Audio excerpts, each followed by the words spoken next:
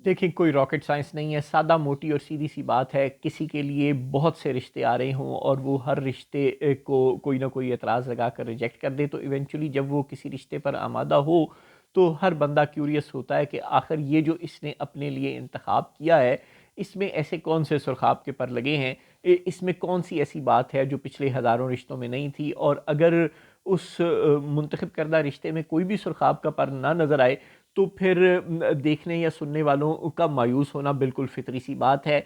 अगर एक इस्टेब्लिशमेंट आवाम की हर दफ़ा मुंतखब की हुई हुकूमत को बुलडोज़ कर देती है, आवाम के हर दफ़ा मुंतखब किए हुए मैंडेट को मुस्तरद कर देती है और अपनी मर्ज़ी की कोई हुकूमत ला कर बिठा देती है, तो हमारा क्यूरियस होना तो बनता है। कम से कम इतनी इजाज़त तो हमें देना कि हम सोचें कि आखिर इस्टेब्लिशमेंट में ऐसे कौन से सुरखाब के पर लगे हुए हैं, आखिर इस्टेब्लिशमेंट के पास ऐसी कौन सी लामहदूद अकल है जो आवाम के पास नहीं है, जिसकी वजह से वो अवाम की लाई हुई हर हुकूमत को मुस्तरद कर देती है, अवाम के दिए हुए हर मैंडेट को बलडोज़ कर देती है और अपनी मर्ज़ी की हुकूमत ला कर बिठाती है।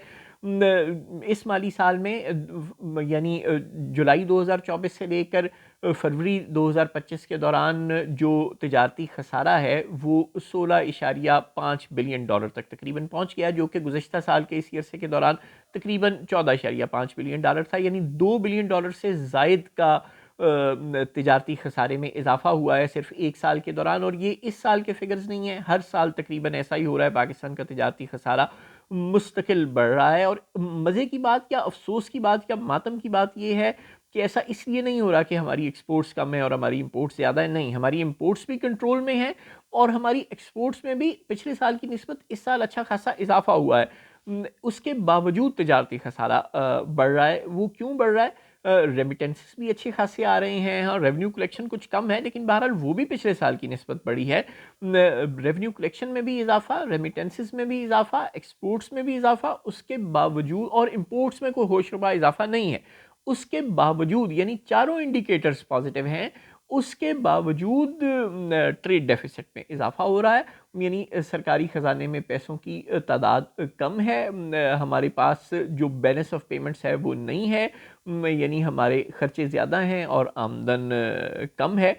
ये शो कर रहे हैं हमारे आदाद। और ये क्यों शो कर रहे हैं हमारे आदाद व शुमार? इस वजह से शो कर रहे हैं क्योंकि एक्सटर्नल लैंडिंग के एवज़ और इंटरनल लैंडिंग के एवज़ हमारी जो डेट सर्विसिंग है वो बहुत ज़्यादा है। हम जो कर्ज लेते हैं आईएमएफ से, वर्ल्ड बैंक से, सऊदी अरब से, यूएई से, एक्सिम बैंक से और इंटरनल कमर्शियल बैंकों से, उन तमाम कर्ज़ों के एवज़ हमें अंधाधुंध सूद दर सूद अदा करना पड़ता है। और ज़ाहिर है कुछ ना कुछ कर्ज भी कोई इशारिया 1% ही सही कहीं ना कहीं वापस करना पड़ता है, जिसके नतीजे में इस लेंडिंग होशरुबा लेंडिंग के नतीजे में जो 4 पैसे हमारी जेब में आते भी हैं वो भी हमें अमीर करने या हमें कम अज़ कम हमारी किसी इकोनॉमिक फाइनेंशियल क्लास को मेंटेन करने के काबिल नहीं रहने देते और हमारा गरीब से गरीब तर होने का सफ़र जारी है।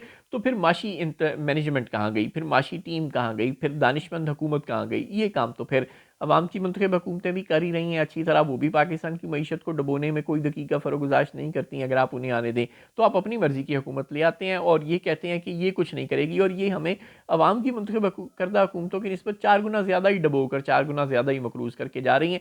तो फिर कोई माफ़ी दे दें हमें, हमारी जान ही छोड़ दें, बैरकों में ही वापस चले जाएँ, चुप करके बैठ जाएँ।